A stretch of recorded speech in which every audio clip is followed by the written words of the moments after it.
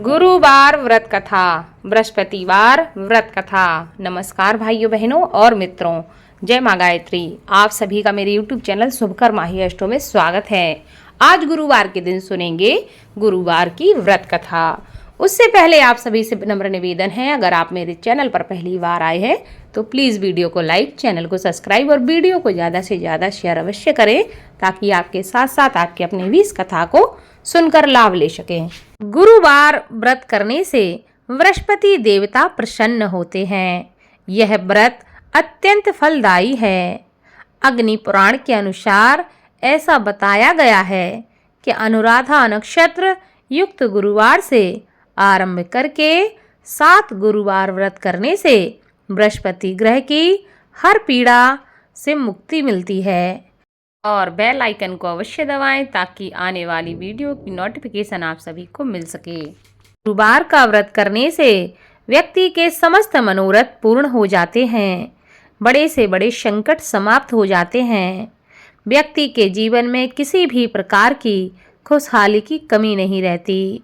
माना जाता है कि जो लोग संतान संबंधी समस्या से जूझ रहे हों, जिन्हें संतान की प्राप्ति करनी हो, उनको गुरुवार का व्रत अवश्य करना चाहिए।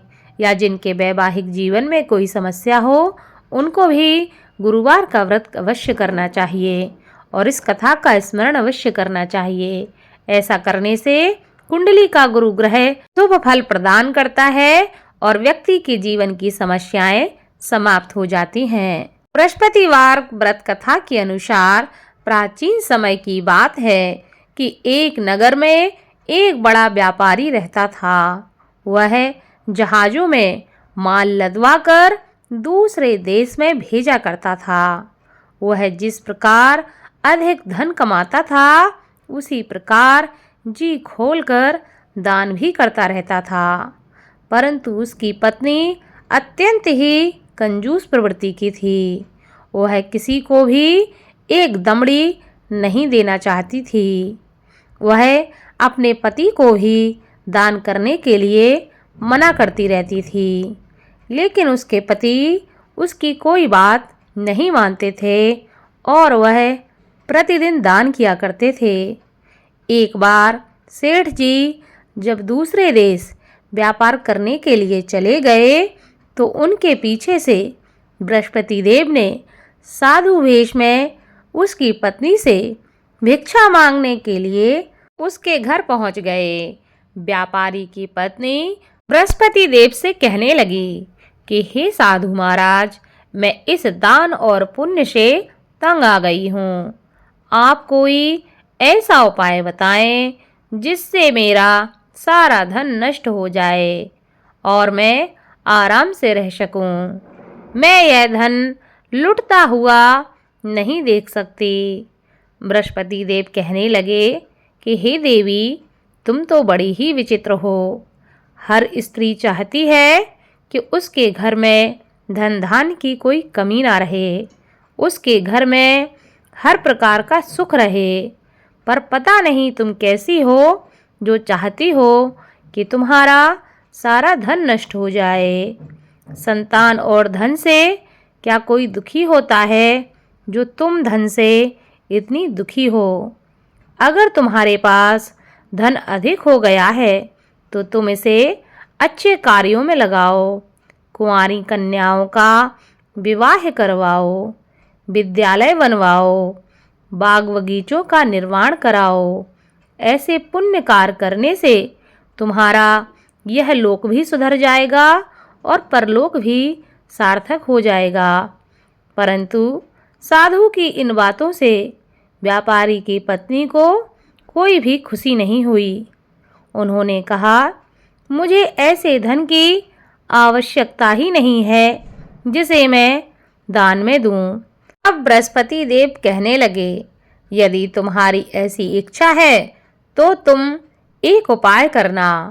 7 रविवार घर को गोबर से लीपना, अपने केशों को पीली मिट्टी से धोना, केशों को धोते समय स्नान करना। अपने पति से कहना कि गुरुवार के दिन वह दाढ़ी बनाएं, भोजन में मांस मदिरा खाएं, कपड़े अपने घर पे धोना और धोबी को देना। अगर ऐसे कार्य तुम करने लगोगी तो तुम्हारा सारा धन नष्ट हो जाएगा। इतना कहकर बृहस्पति देव अंतर्ध्यान हो गए।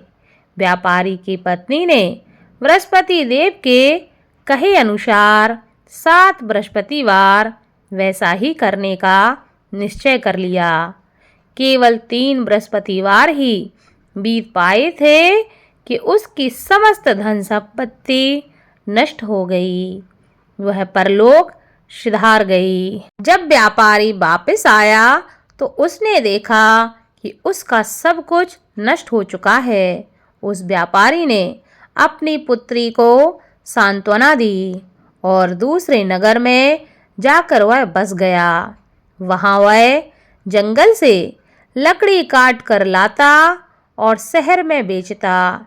इस तरह वह अपना जीवन व्यतीत करने लगा। एक दिन उसकी पुत्री ने दही खाने की इच्छा प्रकट की, लेकिन व्यापारी के पास दही खरीदने के पैसे नहीं थे। वह अपनी पुत्री को आश्वासन देकर जंगल में लकड़ी काटने के लिए चला गया। वहाँ वह एक वृक्ष के नीचे बैठकर अपनी पूर्व दशा पर विचार करके रोने लगा कि पहले मेरे क्या दिन थे और आज मेरे क्या दिन हैं। उस दिन बृहस्पतिवार का ही दिन था। तभी वहाँ बृहस्पति देव साधु के रूप में सेठ बनकर उसके पास पहुँचे और कहने लगे कि हे मनुष्य, तू इस जंगल में किस चिंता में बैठा हुआ है।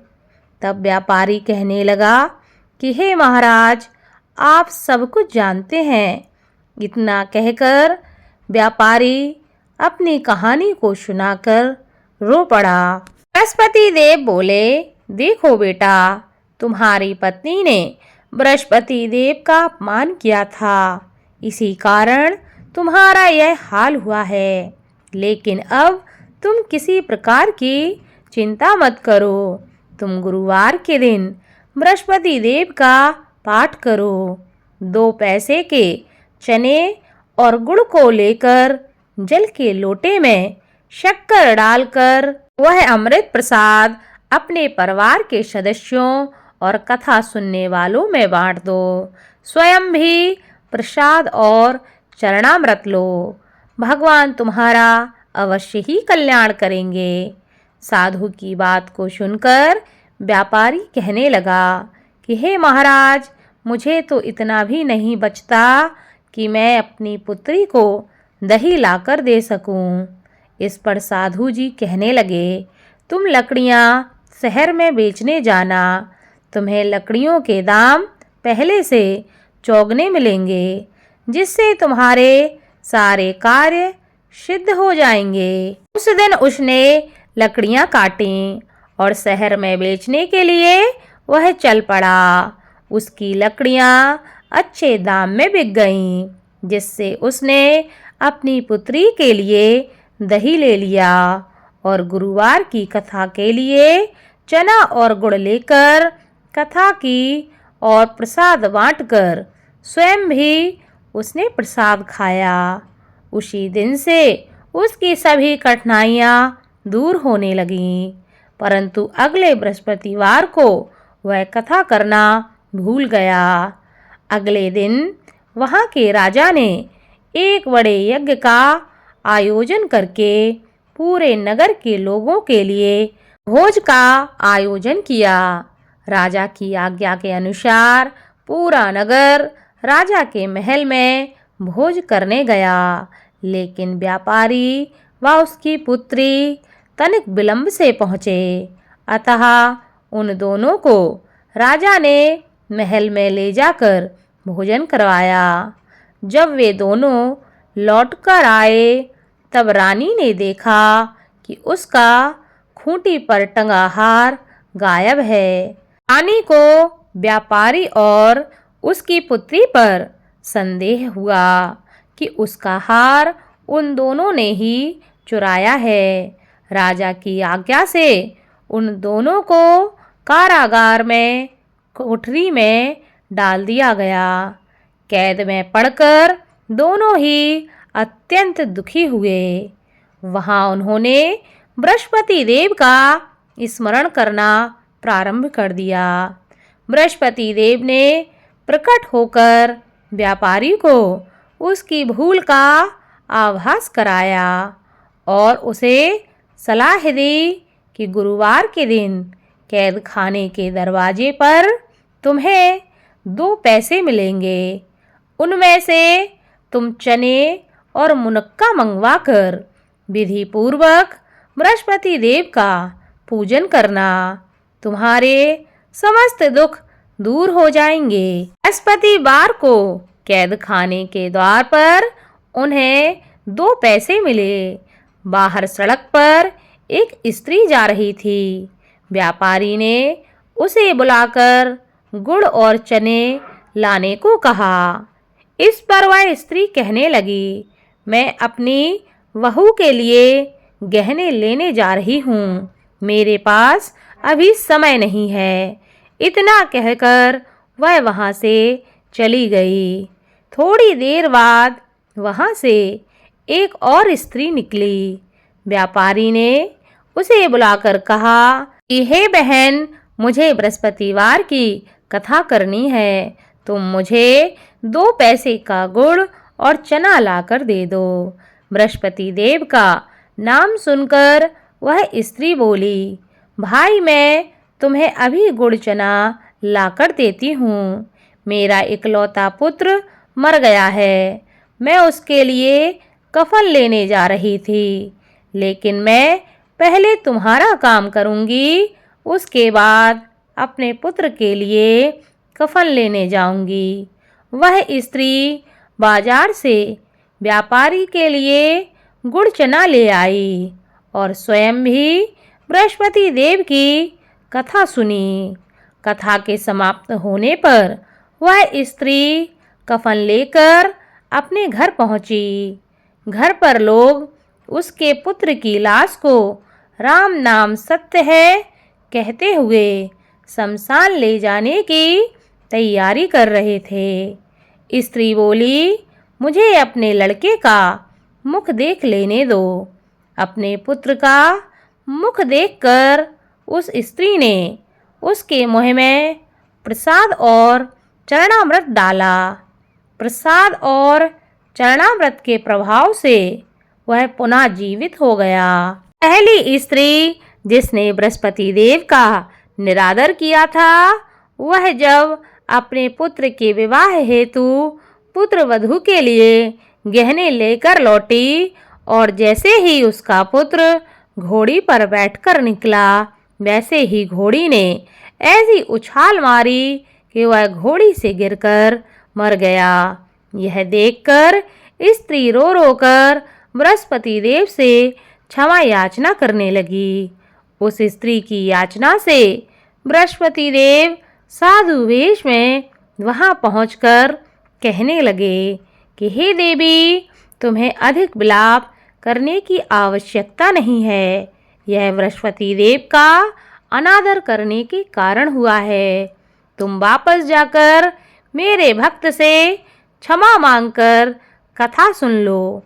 तुम्हारी सभी मनोकामनाएं पूरी हो जाएंगी। जेल में जाकर उस स्त्री ने व्यापारी से माफ़ी मांगी और उसने कथा सुनी। कथा के उपरांत वह प्रसाद और चरणामृत लेकर अपने घर वापस लौट गई। घर आकर उसने चरणामृत अपने मृत पुत्र के मुख में डाला। चरणामृत के प्रभाव से उसका पुत्र जीवित हो उठा। उसी रात बृहस्पति देव राजा के सपने में आए और कहने लगे कि हे राजन, तूने जिस व्यापारी और उसकी पुत्री को जेल में कैद करके रखा है, वह बिल्कुल निर्दोष हैं। तुम्हारी रानी का हार वहीं खूंटी पर टंगा है। दिन निकला तो राजा रानी ने हार खूंटी पर लटका हुआ देखा। राजा ने उस व्यापारी और उसकी पुत्री को तुरंत छोड़ दिया और उन्हें आधा राज्य देकर उसकी पुत्री का विवाह उच्च कुल में करवाकर दहेज में हीरे जवाहरात दिए और बृहस्पति देव की कृपा से उनके जीवन के सभी संकट समाप्त हो गए। बोलो बृहस्पति देव की जय।